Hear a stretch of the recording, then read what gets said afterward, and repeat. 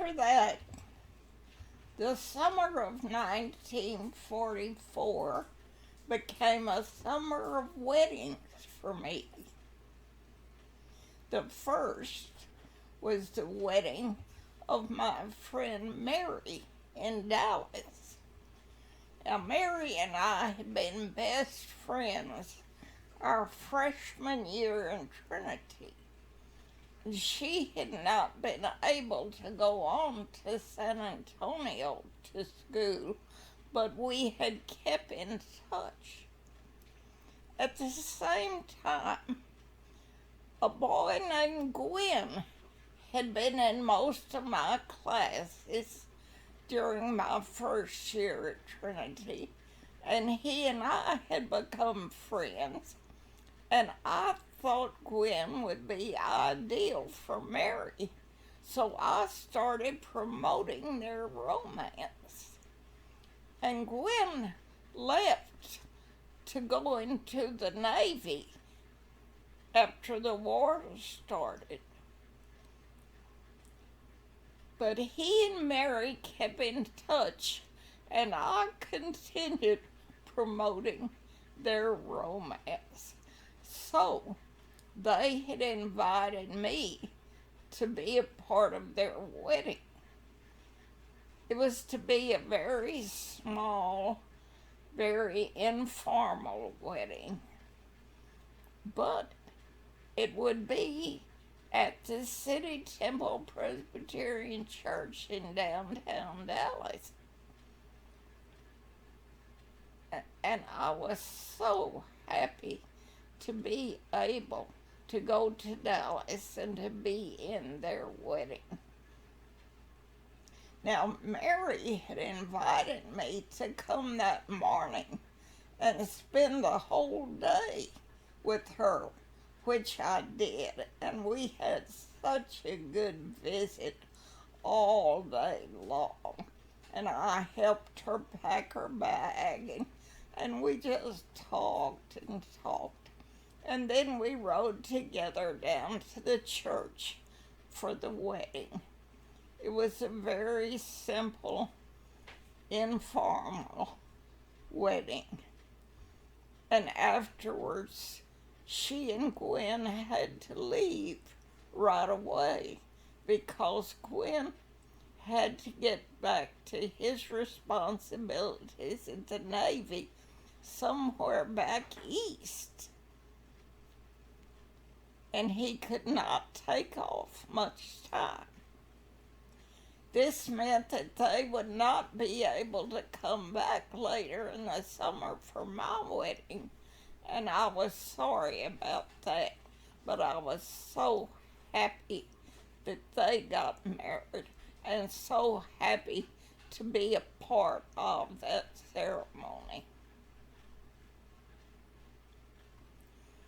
Then, the next wedding I was a part of was the wedding for my friend Drusilla, who was my college roommate the 2 years that I went to school in San Antonio. And Drusilla and her fiancé, Bobby Lee, were getting married in Brady and invited me to come. Now, Bobby Lee had been in the Navy studying to become a naval officer at the academy in Annapolis. And then his father had so much trouble getting help to run their large sheep ranch that he managed to get the Navy to excuse Bobby Lee so he could come home and help run the ranch. So Bobby Lee left the Navy and came back to their home in Brady and went to work on the ranch. And that's why he and Drusilla were able to get married at that time. And so I took the bus to Brady. And this was also a small, informal wedding, but it was quite different. It was at Drusilla's family's home, and the house was full of relatives. It was a wonderful big family with lots of relatives, and they were all there for the wedding. And Drusilla's two sisters, her older sister and her younger sister, were attendants. And I was so pleased that she also asked me to be an attendant. So I was very happy to be a part of that wedding as well. And then I came back home and got ready for my own wedding. And the first thing I did was to write to Ernie and say, how late in the summer can we put on our wedding and still get to California by the time you need to get back? Because I had so much to do to get ready for my wedding that I wanted to put it off as long as I could that summer. And Ernie said that we needed to have the wedding at least no later than the first week in August. So we set August the 5th as the date for our wedding. And the church where I grew up in was reserved for that date. And the minister, Carter McCamey, who had gotten Ernie interested in going to seminary in California, Carter was chosen to be the minister for the wedding. And then the next thing was to choose the musicians. And I chose the wonderful organist at our church, Mary Cleveland,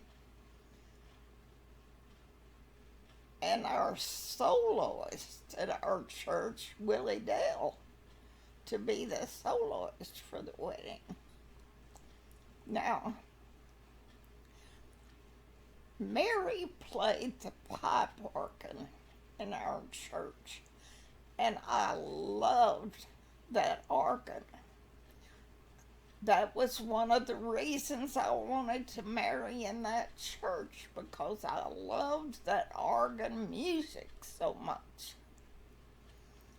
I also felt a special connection to that organ because when that church was first built, my grandmother Abbess asked her cousin Belle, who was quite well-to-do, to buy that pipe organ for the church. It was a magnificent organ, and Cousin Belle bought it for that church. So I always felt a special connection to that organ and was so thankful to have such a wonderful organist to play it. Now, before I went any further in planning the wedding, I asked Ernie what he wanted for the wedding. And he said he wanted me to just have whatever I wanted.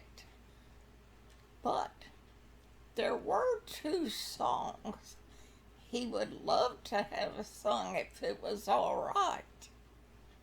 And I said, of course, anything you want. And he said those songs were named At Dawning and Because. Well, I had never heard of either one of those, but I told Mary and Willie Dell, and they said that they had never heard of them either, but they would order the music right away, and as soon as they played them, they loved them. Willie Dell said she would love to learn to sing them, and Mary said she would love to learn to play them. And I loved the sound of them as well. So Willie Dell said that she didn't think those songs had ever been used in a wedding in Cleburne, but they sounded so appropriate for weddings. And she was just delighted, and so was I. So that was all Ernie suggested, and he said everything else would be up to us. He said he was going to be very busy all summer and would just be able to get to Cleburne a few days before the wedding.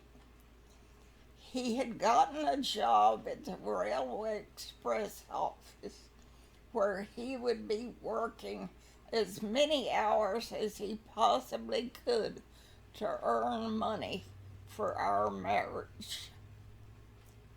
And he still had his weekend responsibilities from the seminary. On Sunday mornings, he would be leading the Sunday school in the home of a retired opera singer in Black Rock, in the far north reaches of San Francisco Bay. He would lead the Sunday school there, and then he would drive across the country in the other direction to a small community almost on the Pacific coast, Point Reyes Station, which is at the end of Tomales Bay. And in Point Reyes, he would be preaching the evening service there, a worship service that evening. He had to use the lodge hall for the service, the lodge hall which still reeked of liquor from the dance there the night before. But that was the only place he could find to have his worship service, and that's where he had it. He also told me that he had received some very encouraging news that summer. He said that the secretary to the president of the seminary had told him that the president had received a letter from the San Antonio Presbytery asking how Ernie was doing in the seminary and seeming concerned about how he would do there. And the president of the seminary had replied, "Send us 10 more just like him." Oh, that made Ernie feel so good. he felt so encouraged, and he knew he was in the right place. So that was wonderful news for me to hear too. I was so proud of him, and I could hardly wait to get to California and to join him in his work at the seminary and on his weekend jobs at Black Point and Point Reyes.